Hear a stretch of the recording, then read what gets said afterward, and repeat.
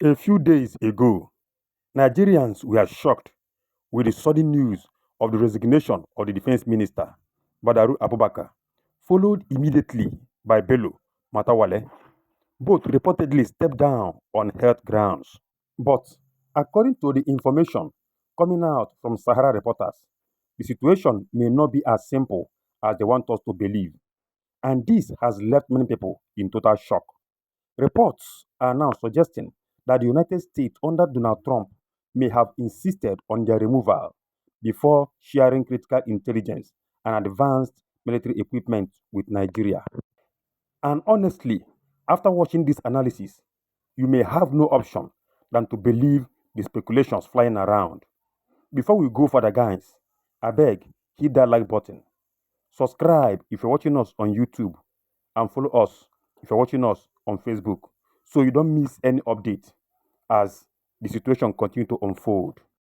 According to some analysts, they claimed the US might have felt uncomfortable with certain decisions, internal processes, or transparency issues inside Nigeria's Ministry of Defense, especially regarding procurement and intelligence management. But this raises a serious question. Why would the US feel this uncomfortable to the point of allegedly pushing for the removal of two serving ministers? Is there something they know that Nigerians do not know? Is there a deeper intelligence concern, or is this simply global politics playing on Nigerian soil?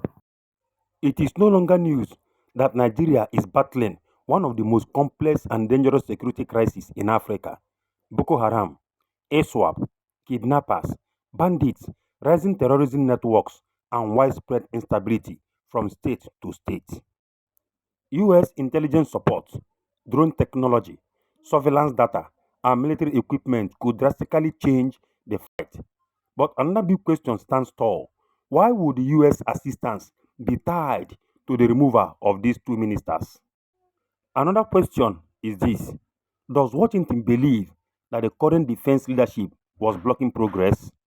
Or does the US feel Nigerian security structure needed a major cleanup before any meaningful partnership? Guys, let's not pretend. Behind all this political tension are real human beings suffering every day. Families displaced, soldiers on the front line fighting with limited resources, children kidnapped, communities destroyed by bandits and insurgents. Every delay, every negotiation, every diplomatic condition can cost lives. So, I want you to drop your thoughts. Do you think foreign nations should have this level of influence on Nigerians' internal decisions? Or do you think, considering the security situation, such pressure is justified? Your comment might help someone understand this issue differently. So, let's hear from you. In my opinion, one thing is clear. Something serious is happening behind closed doors. Sahara reporters didn't just hint, they boldly stated that the US demanded a change in defense leadership. Yet, Washington has remained silent, and Abuja has offered only a soft explanation about health reasons. What does this tell us?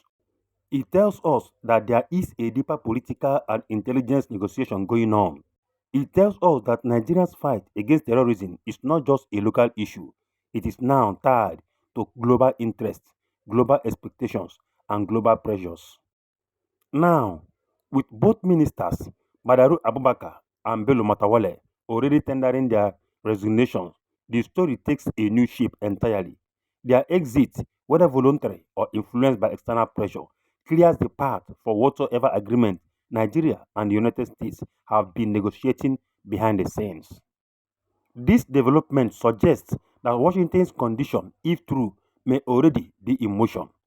The real issue now is not whether Nigeria will comply, it is understanding why this happened and what will come next for Nigerians' defense structure.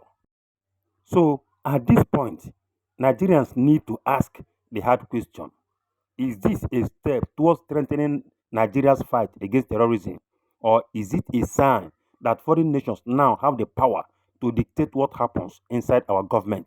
The truth is unfolding slowly, but one thing is sure, this story will shape the future of Nigeria's security architecture.